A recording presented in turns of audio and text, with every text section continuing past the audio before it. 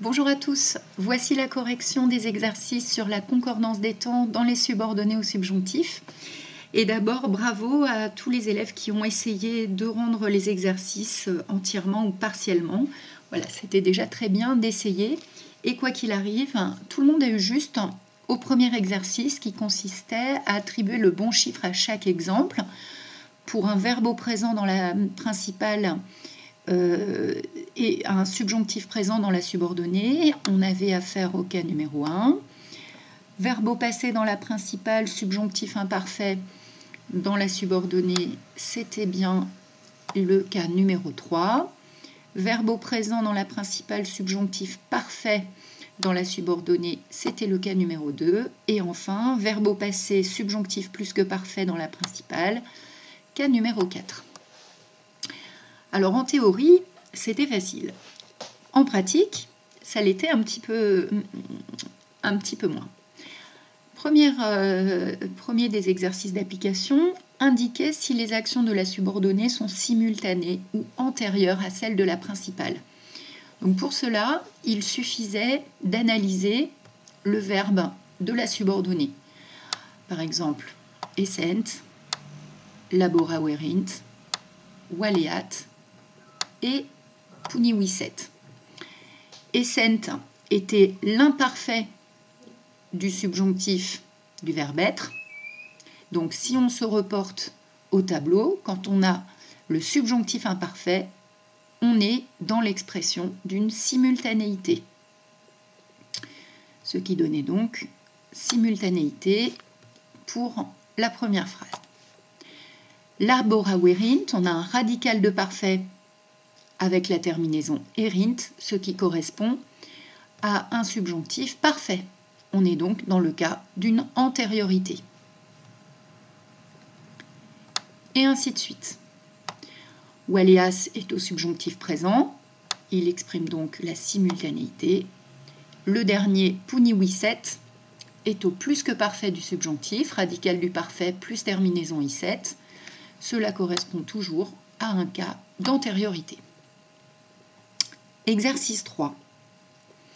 Compléter les phrases avec les verbes suivants. Alors là, il y avait une double difficulté. D'un côté, il fallait analyser le verbe de la principale, rogo, quaesivit, nescit et nesciebant, pour voir si on avait besoin, si on avait affaire à un verbe principal au présent ou au futur, ou bien à un verbe principal conjugué à un temps du passé. Et ensuite, il fallait choisir le bon verbe pour que le sens corresponde à la phrase donnée. Par exemple, rogo était un présent de l'indicatif, tout simple. Ce qui veut dire comme présent de l'indicatif dans la principale, il ne pouvait être accompagné que d'un verbe au présent du subjonctif ou d'un verbe au parfait. Présent ou parfait, ça veut dire que ça ne pouvait être que présent dicas ou wicerint parfait. Ensuite, il fallait voir lequel allait le mieux pour le sens. Rogo signifie interroger. C'est d'ailleurs quand on dit interroger, le roger de interroger, c'est le verbe rogo. Donc ça veut dire je demande. Est-ce qu'on va préférer je demande ce qu'il dit ou je demande ce qu'ils ont vaincu?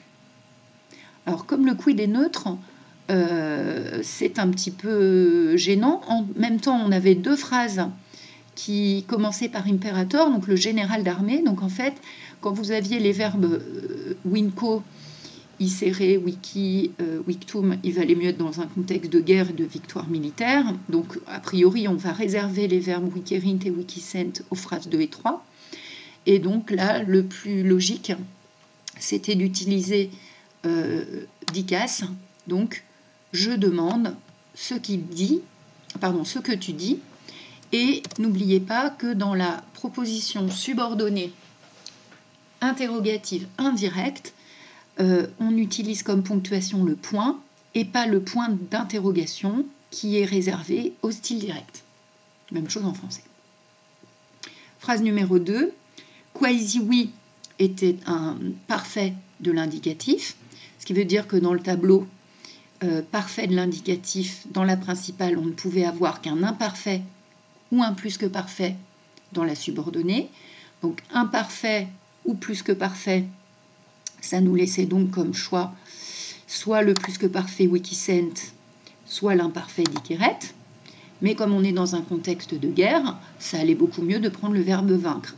Imperator quaesivit, le général a demandé, Romanine, si les Romains, Wikicent, avaient vaincu hostes les ennemis. On va donc choisir le plus que parfait, Wikicent. Ensuite, Imperator nescit legiones ne Romanae hostes. Nescit est le verbe nescio isere au présent.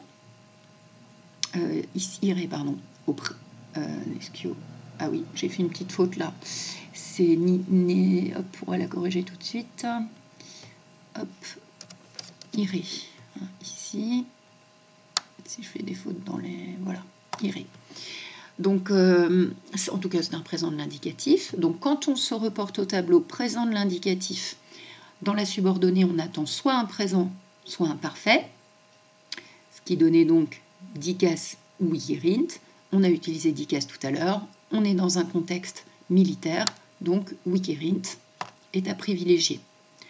Et enfin, nesciebant est à l'imparfait. Cela est tout à fait compatible avec l'imparfait dickeret. Ce qui donnait pour le sens des phrases 3 et 4, Imperator nescit, l'empereur, le général, ne sait pas, legiones ne Romanae, si les légions romaines, wikirint, ont vaincu hostes les ennemis. Et dernière phrase, nesciebant, ils ignoraient, pourquoi, dickeret, il disait, talia, de telles choses, pourquoi il tenait de tels propos. Exercice 4. Il fallait remplacer quaerit par quaesivit, ce qui fait qu'on passait d'un verbe au présent à un verbe au parfait. Donc si on avait un verbe dans la subordonnée, au présent du subjonctif, il fallait le basculer à l'imparfait. Si on avait une phrase au parfait, il fallait la basculer au plus que parfait. Ce qui donnait. Donc en fait, la seule chose qui va changer, c'est le verbe de la subordonnée, et bien sûr le verbe de la principale.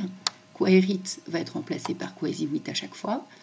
Et ensuite, voilà, il fallait supprimer le verbe qui correspondait à ce qu'on appelle une concordance des temps au présent, remplacer quaerit par quaesivit, et cela donnait donc, pour marquer la simultanéité, cette fois-ci dans un contexte passé, amarent, pour marquer puniverit, l'antériorité, cette fois-ci dans un contexte passé, puniviset, pour marquer la simultanéité, cette fois-ci dans un contexte passé, soleret à la place de soleat, procit devenait prodecet, et sint devenait essent. Comme on remplaçait donc par un verbe principal au passé, on ne pouvait choisir que l'imparfait ou le plus que parfait du subjonctif, selon que la phrase exprimait une simultanéité ou une antériorité. Donc le présent devenait de l'imparfait et le parfait du plus que parfait. Dernière phrase. Donc cette fois-ci, on devait supprimer et le verbe et la ponctuation, puisque le point d'interrogation du style direct devait être remplacé par un point. Voilà. On nous imposait de commencer par un verbe principal au présent, de sorte que on ne pouvait choisir qu'entre présent et parfait du subjonctif. Il fallait donc à chaque fois regarder s'il y avait l'expression d'une simultanéité ou d'une antériorité pour choisir entre les deux.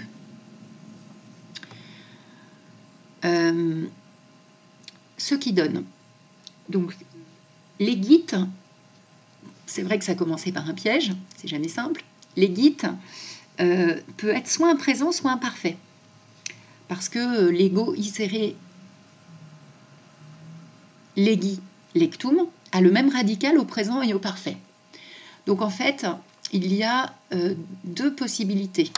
Soit on considère que legit est un présent et on le transpose au subjonctif présent legat, soit on considère que legit est un parfait et on le transpose au subjonctif parfait legerit. Deuxième phrase. Adiit était un parfait de l'indicatif. Il fallait donc marquer une antériorité et choisir le subjonctif parfait. Adierit. Troisième phrase.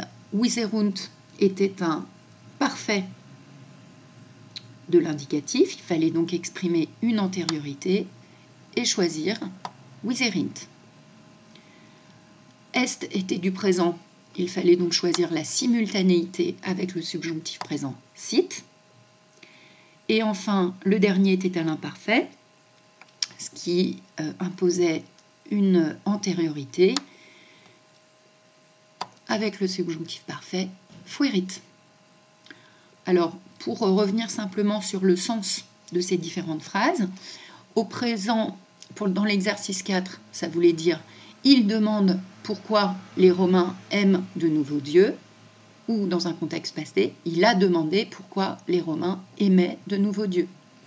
Phrase 2, Querit, il demande comment il a puni les ennemis, ou il a demandé comment il avait puni les ennemis. Querit quatenus soleat Christianos puniri, il demande comment les chrétiens sont habituellement punis, comment on a l'habitude de punir les chrétiens. Il a demandé comment on avait l'habitude de punir les chrétiens. Querit Christianos ne puniri prosit, il demande s'il est utile que les chrétiens soient punis. Il a demandé s'il était utile que les chrétiens soient punis. Dernière phrase, il demande si les chrétiens sont justes, des hommes justes et bons. Il a demandé si les chrétiens étaient des hommes justes et bons. Traduction pour la dernière partie. Au style direct, qui lit? Au style indirect, je ne sais pas qui lit. Si on considère que c'était imparfait, qui a lu? Je ne sais pas qui a lu. Quantum periculum adiit. Quel danger a-t-il affronté? Je ne sais pas quel danger il a affronté. Quod templum viserunt. Quel temple ont-ils visité? Je ne sais pas quel temple ils ont visité. Phrase 4. Quelle heure est-il? Je ne sais pas quelle heure il est. Et enfin, quale artifex illevir erat?